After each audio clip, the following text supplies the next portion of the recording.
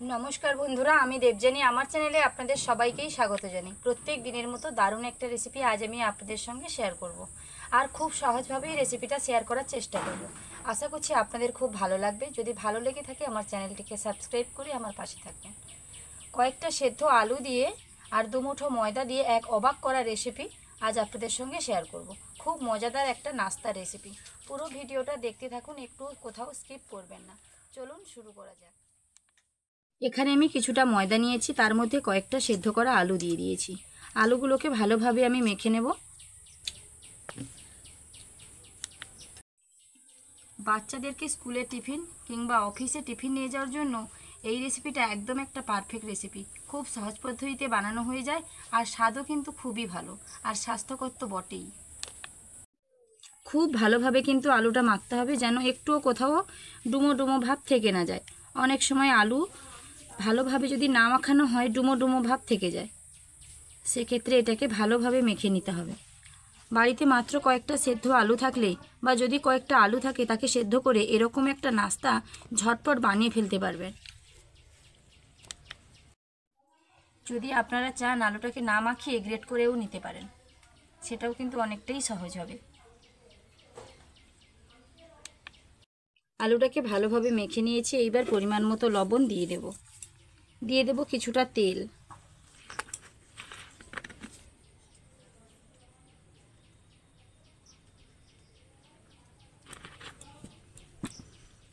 এইবার আলু ময়দা তেলের সঙ্গে ভালোভাবে মেখে নেব। এরকম চাপ দিয়ে দিয়ে ভালোভাবে কিন্তু মেখে নিতে হবে।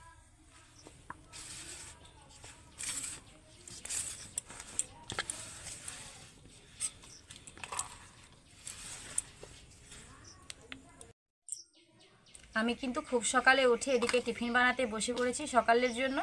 আর টিফিন বানাতে যে বসেছি সেইটুকু সময় কিন্তু বাবুরা মানে ধৈর্যটা ধরতে পারছে না। ও ওদিকে মুড়ি নিয়ে বসে গেছে, মুড়ি খাচ্ছে। দেখুন বাবু, কি দিয়ে মুড়ি খাচ্ছ? বাদাম আর চপ। হ্যাঁ, আর মুড়ি। আর যে ঝুরি ভাজাগুলো দেখা যাচ্ছে, ঝুরি ভাজা। আর এদিকে কি আছে? শসা। এইগুলো দিয়ে মুড়ি খাচ্ছ? হুম। বাবু, আমি যে এই নাস্তাটা বানাচ্ছি কে খাবে? আমি। তুমি খাবে? বাচ্চাদের টিফিনের জন্য। বাচ্চাদের টিফিনের জন্য বলছে বাবু।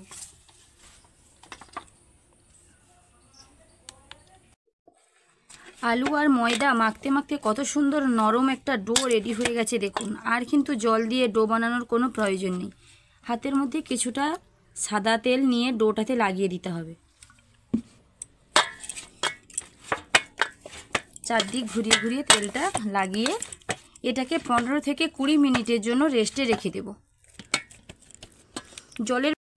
এখানে কিন্তু জলের ব্যবহার করার কোনো দরকার নেই। সেরকমই আলু আর ময়দা নিতে হবে। যতটা পরিমাণে নিলে পর এরকম মাখতে মাখতে সুন্দর একটা ডো রেডি হয়ে যাবে। তো এটাকে আমি 20 মিনিট রেস্টে রেখে দেবো এক সাইডে। আর এদিকে আমি উনুনটা ধরিয়ে নেব। 20 মিনিট পর ফিরে আসছি। হাতে যদি এদিকে আমি উনুন ধরিয়ে নিয়েছি, এদিকে রেস্টে রাখা ময়দার ডোটা দেখবো কিভাবে কি হয়েছে। রেস্টে রাখার ফলে কতটা নরম হয়েছে দেখুন। আবারও একবার দুবার ভালোভাবে মেখে নেব। এইরকম হাতের মধ্যে চাপ দিয়ে দিয়ে মেখে নেব।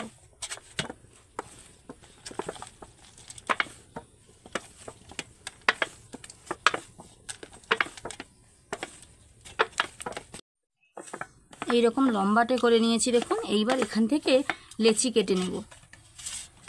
যে কোনো সাইজের কাটতে পারেন, আমি কিন্তু এখানে রুটির সাইজেই লেচি কাটবো।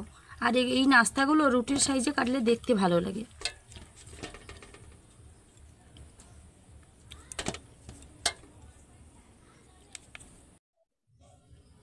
সবগুলো লেচিকে দুই হাতে তালুতে আমি ভালোভাবে গোল গোল করে নিয়েছি।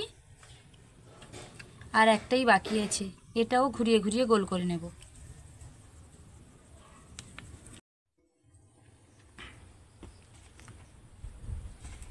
এগুলো কিন্তু ময়দার গুঁড়ি দিয়েই বেলবো। একদিকে বেলনি চাকতিটা নিয়ে নেব, আর একদিকে উনুনে কড়াই বসিয়ে দেবো। কড়াইটা গরম হতে হতে একটা আমার বেলা হয়ে যাবে।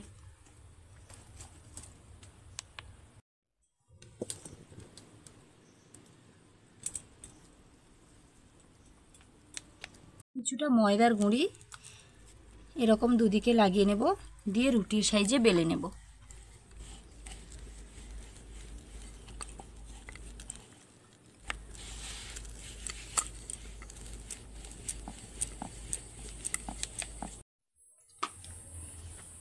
আলু দিয়ে এরকম নাস্তা যদি বাড়িতে বানানো হয় না, বাচ্চা থেকে বড় সকলেরই পছন্দের খাবার হবে। বিশেষ করে অনেক সময় বাচ্চারা শুধু তেলে ভাজা কিংবা মুখরোচক কোনো কিছু খাওয়ার জন্যই কিন্তু বায়না করে, এরকম জিনিসগুলো খেতে চায় না। আলু দিয়ে ময়দা দিয়ে এরকমভাবে বানিয়ে দিলে না, তাদের মুখে খুব স্বাদ লাগবে আর খুব ভালোবেসেই তারা খাবারটা খাবে। রুটির সাইজে আমি বেলে নিয়েছি। কড়াইটাও ভালোভাবে গরম হয়ে গেছে, আর কড়াইতে কিছুটা সাদা তেল দিয়ে দিয়েছি, খুবই সামান্য সাদা তেল দিয়েছি। এইবার এটাকে কড়াইয়ের মধ্যে দিয়ে দেব।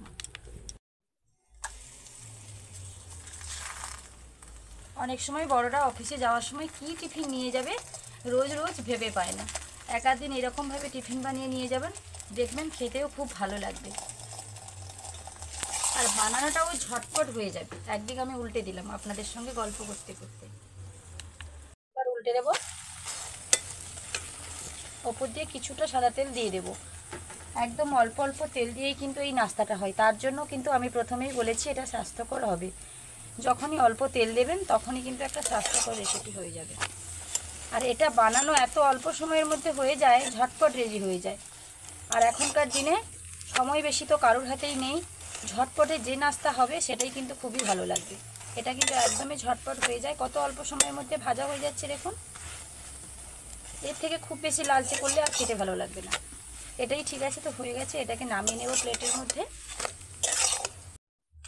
আবারও একটা একই রকমভাবে বেলে নেব।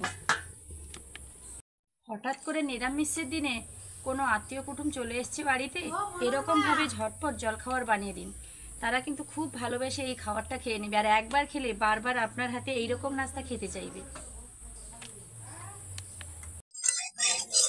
কড়াইতে আবারও কিছুটা তেল দিয়ে দিয়েছি। তেলটা আমি কতটা অল্প অল্প দিচ্ছি নিশ্চয়ই দেখতে পাচ্ছেন। আর এই সময় উনুনের আঁচটা কিন্তু একটু কমিয়ে রাখতে হবে। প্রথমে আঁচটা আমার কিন্তু একটু বেশি লেগে গেছিলো, তার জন্য এই দেখুন আঁচটা একটু বেশি হয়ে গেছে। আমি একটু আঁচটা কমিয়ে নিচ্ছি। উপর দিয়ে কিছুটা তেল দিয়ে দিতে হবে, খুন্তি দিয়ে ঘুরিয়ে ঘুরিয়ে তেল দিতে হবে।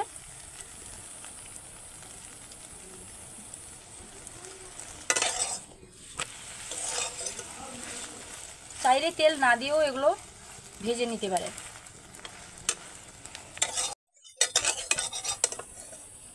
এটাও রেডি হয়ে গেছে, প্লেটের মধ্যে তুলে নিচ্ছি।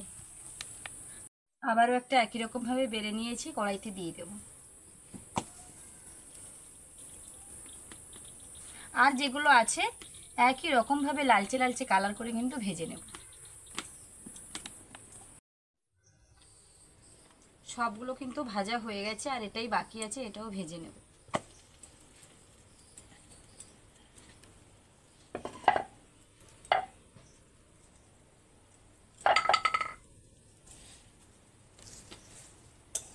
একদিন উল্টে দিচ্ছি প্রথমে।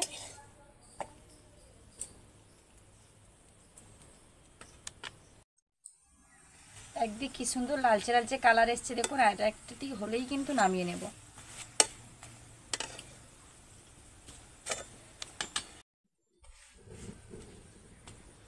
মার কি নাস্তা বানানো হয়েছে? কি বলছে বাবু? নিশ্চয়ই আপনারা শুনতে পাচ্ছেন।